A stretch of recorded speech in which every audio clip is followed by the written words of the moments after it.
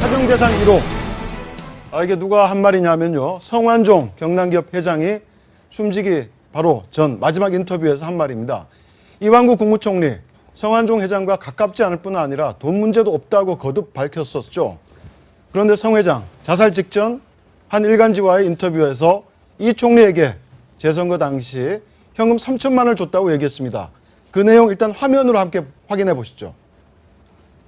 예, 마지막 인터뷰입니다. 2013년이었고요. 재보궐선거 때 이완구에게 3천만 원 직접은 아니었죠. 현금으로 전달했다라고 진술을 했고요. 박근혜 정부가 개혁 사정을 한다면 이완구 같은 사람이 사정 대상 1호다. 기자가 물었습니다. 이 총리가 당시 회계 처리를 했나?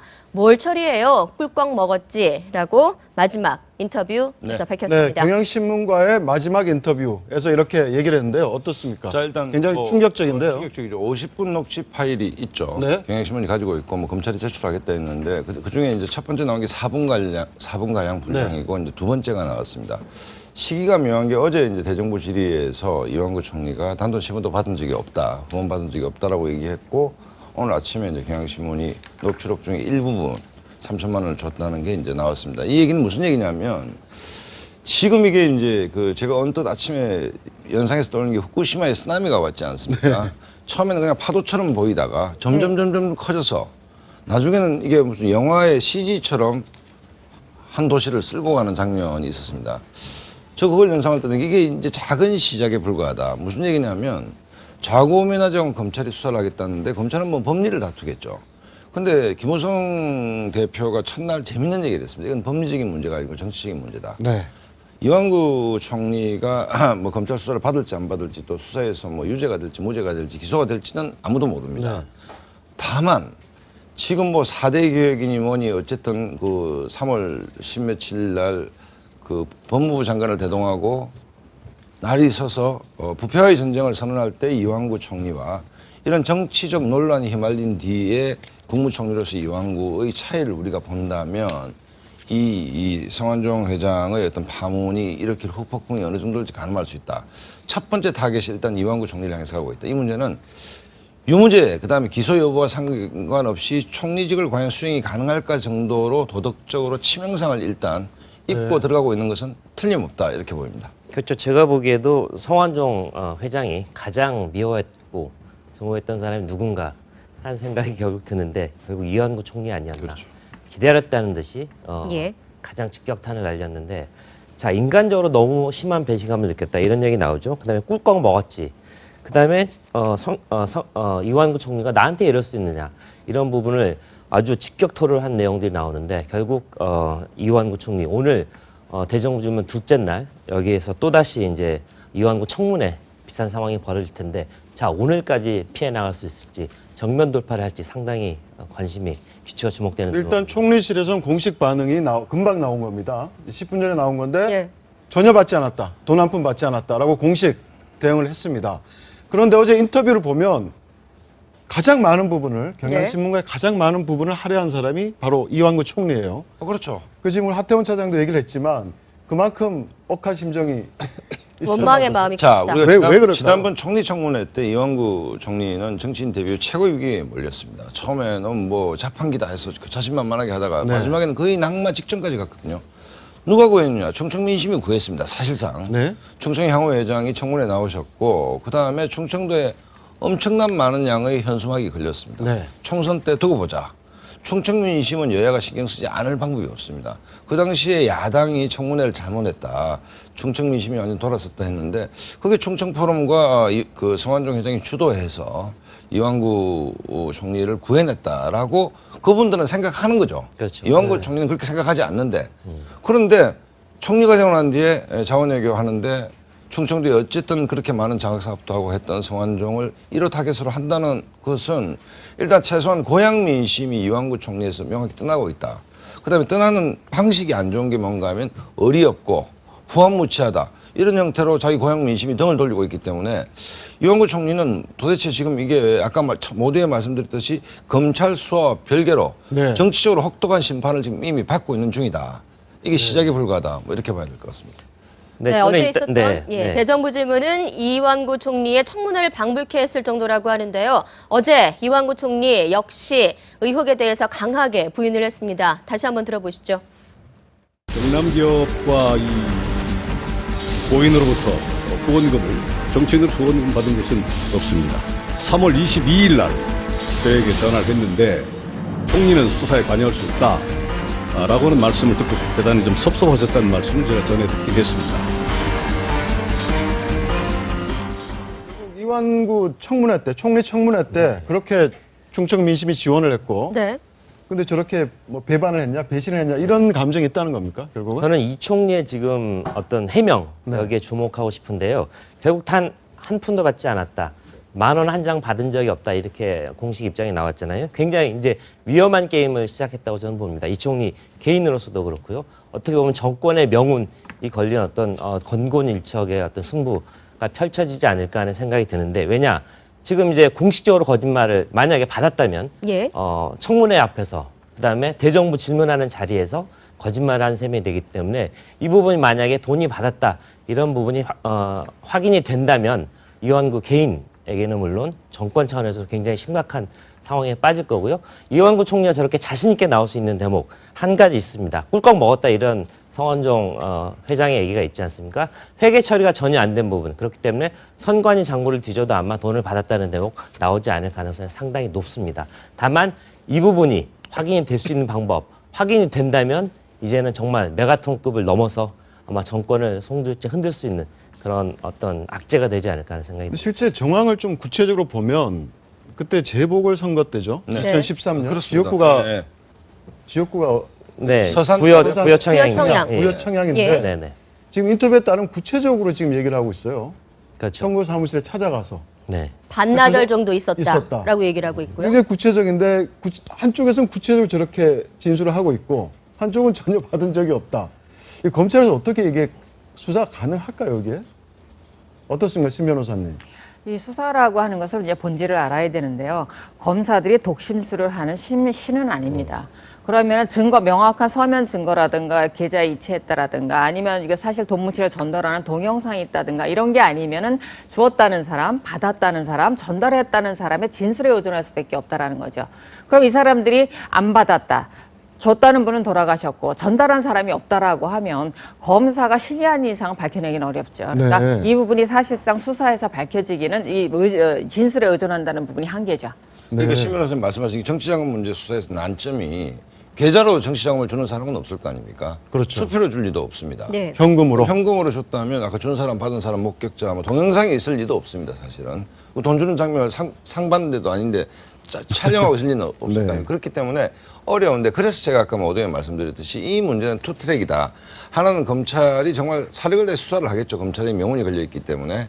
하지만 이것을 기소까지 가거나 유죄로 입증하기는 대단히 난망하다는 겁니다. 저기 계신 분들 다 마찬가지죠. 네, 사실은. 네, 네. 그런데 아까 모두에 왜 김무성 대표에게는 정치적인 문제다. 지금 이완구 총리는 국무총리입니다. 국정을 해야 될 분입니다. 국회에 나가서 뭘 해야 됩니까? 국정에 대한 질문 답을 해야 되는데 오늘 아까 하태원 차장 말씀하셨듯이 오늘 국회 이완구 총리가 출석을 하면 무슨 얘기를 질문하겠습니까? 3천만 원 받았어요? 안 받았어요? 네. 현수막 걸린 거 알았습니까? 몰랐습니까? 내가 야당 의원이라도 이렇게 질문할 수밖에 없는 예. 거 아닙니까? 그러면 국정에 대한 질문은 어디 갔습니까? 이게 바로 레임덕이고 이게 바로 리더십의 치명타라는 거죠. 그러니까 이 사안의 본질은 네. 국민의 이익이라는 관점에서 봤을 때는 국정은 온데간데 없고 이 방향으로 이제 시작에 불과하다. 그러면 이완구 총리가 끝이냐? 그렇지 않다는 것이죠. 이후에 소위 뭐 판도라 상자가 사실 열렸는데 얼마나 많은 유명한 사람들이 이 이른바 정치적 쓰나미에 휩쓸려 갈지가 사뭇 궁금한 장면입니다. 우리 박상원 소장께서는 쓰나미라는 표현을 쓰셨고 우리 하태원 차장은 건곤일척의 싸움이 드디어 시작됐다. 네. 근데 그 기간이 얼마나 될지, 얼마나 지속될지는 지금으로선 예단하기 어렵다. 그래서 지금 비자금이 시작이 바로? 네. 이완구 총리의 3천만 원 수수설. 그렇습니다. 네. 금액이 240억이 지금 넘는 비자금이 조성됐다고 하고요. 전도금의 금액 한 32억 이상이 되는데, 자, 이 돈이 다 어디로 갔느냐? 결국 정치자금으로 흘러들어갔을 가능성이 상당히 높아 보이는데, 이 부분을 검찰이 과연 어디까지 건드려서 어디까지 갈지, 과연 어디까지 갈지. 자, 이완구 총리로 시작되는데 이게 그 칼이 친박을 넘어서 여야까지, 야당까지 갈지, 만약에 야당까지 갈 경우에 1년 내내 이 문제로 어떤 검찰의 사정 정국이 이어질 가능성 높아 지금 레임덕 얘기하셨는데요. 이게 중요한 국정은 이제 온데간데 없이 경제 문제 중요한 게 많지 않습니까? 지금 현안들이 그런 것들이 더 이상 이제 논의조차 할 수 없는 그런 상황으로 가는 건가요? 근데 이제 제 경험상 과거 아주 치열했던 대선 자금 수사가 2003년 네. 한나라당 대선 자금 수사였었는데 그때하고 지금이 많이 다른 게 당시에 기업인들은 주로 이제 뭐 운전 비서라든가 수행 비서들을 통해서 자금들을 많이 전달했기 때문에 당시 검찰이 수사를 했을 때 의외로 좀 쉬웠었습니다. 뭐 차떼기라는 것도 결국 비서가 가서 고속버스 그 휴게소에서 차 두고 오고 뭐 이런 식이었는데 지금 나오는 이 성완종 회장 같은 경우에는 많이 돈 전달 방식이 좀 독특했다고 합니다. 그러니까 여느 기업인들과 달리 네. 어느 한계선까지만 자기의 수행 비서가 가고 마지막 돈을 전달하는 과정 그 과정들은 항상 다 베일에 쌓여 있기 때문에 이제 검찰이 칼을 들고 지금 들어가기 시작하는데 과연 이 3천만 원부터 시작해서 수많은 사람들이 앞으로 뭐 비망목에서 이런 게 나올 겁니다. 근데 이걸 수사를 어떤 식으로 할 수 있을까? 지금부터 고민이 굉장히 커져갈 것 같습니다. 왜냐하면 당시 기업인들, 과거의 기업인들은 좀 자존심이 있었기 때문에 직접 주지를 않습니다. 비서를 시켜가지고 주기 때문에 의외로 수사는 쉬웠었는데 아마 이번 성 전 회장 같은 경우에는 돈 전달 방식부터가 완전히 다르기 때문에 지금부터 오히려 뭐 긴 싸움이라고 말씀을 하셨는데 정말 3개월이 될지 6개월이 될지 어느 정도 기간을 예단할 수가 없을 것 같아요. 근데 3천만 원이 예, 말씀하시죠. 이번 수사가 관련해서 제가 생각을 해봤는데 32억이라는 돈이 2007년부터 인출이 됐습니까?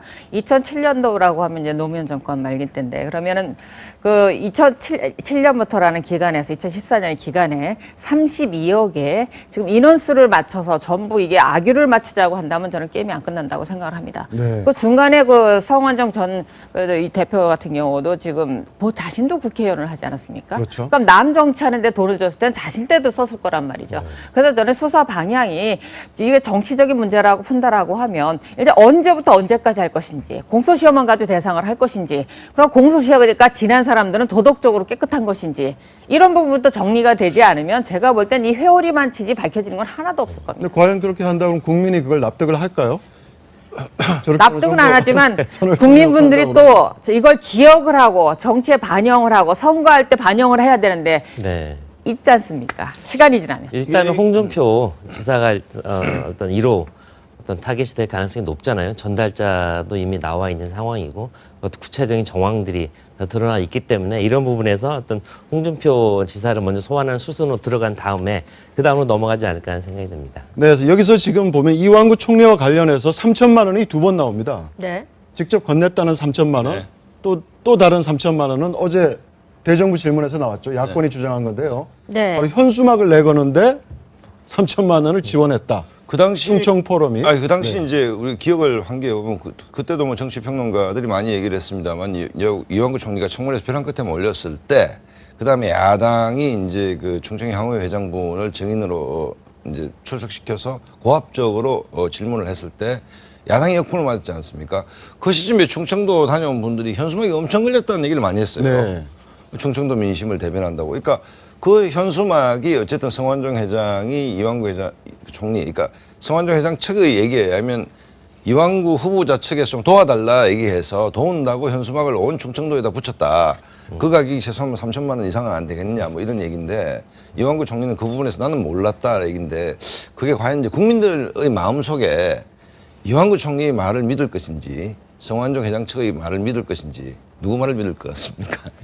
이완구 총리 자꾸 저 성완종 회장과는 잘 모른다. 네. 이렇게 주장을 하는데 아. 어떻습니까? 프롬에 가담하지 않았다라고 네. 손을 그었죠. 근데 뭐 야당이 어제도 의혹 제기를 하면서 빼도 박도 못할 증거들 여러 개 내놓지 않았습니까? 사진, 특히 이제 유세 도중에 같이 찍었던 사진, 나란히 세종시 관련 특별법을 통과시킬 때 찍었던 사진, 다정하게 얘기하고 있는 사진 등등이 나오고 있는 상황에서 나는 전혀 몰랐다.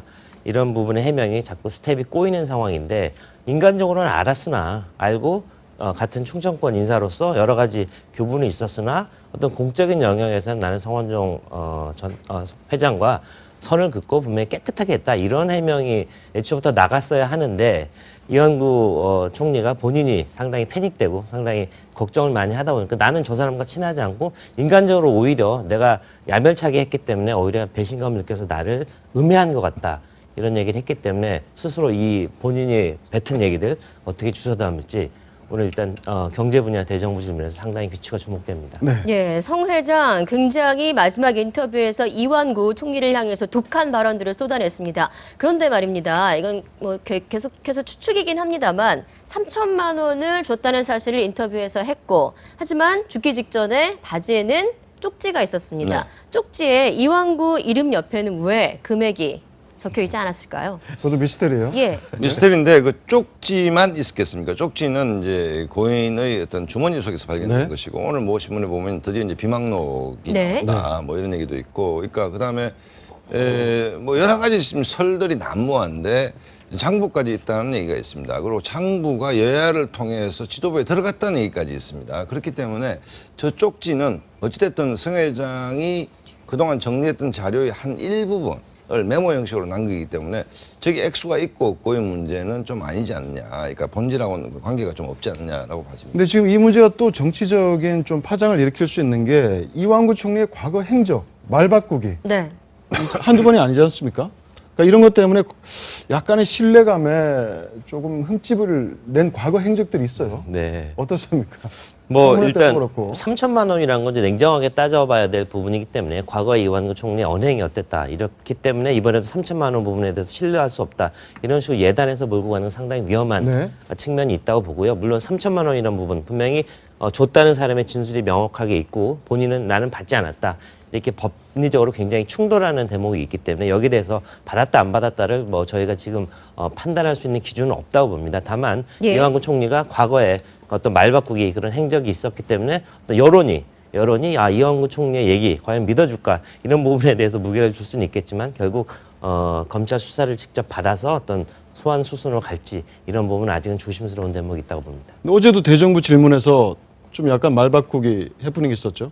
어제 갑자기 기억이 잘 안 나요. 오전에 네. 그렇죠. 네네. 오전에 뭐 박근혜 네, 전 본인이 이제 당시에? 혈액암 판정을 네. 받고 나서 예, 본인이 2012년이죠. 네, 2012년도에 자기가 적극적으로 병상에 누워 있기 때문에 적극적으로 유세에 참여할 수 없었다 이렇게 오전에 얘기를 했는데 야당 의원들이 이제 그때 당시 유세 12월 15일인가부터 아마 유세 현장에 적극적으로 나가서 실제로 명예선대본부장 충청 지역을 맡아서 유세에 적극적으로 참여하게 됩니다. 그 사진이 공개되고 음성이 공개되고 영상이 공개되자 나가긴 나갔었는데 정말 소극적으로 내 얼굴이 퉁퉁 부어있는 상태였고 나갈 수 없는 상황이었지만 인간적인 정상 나갔다. 이렇게 말 바꾸기를 했기 때문에 이완구 총리가 또 거짓말을 하는구나.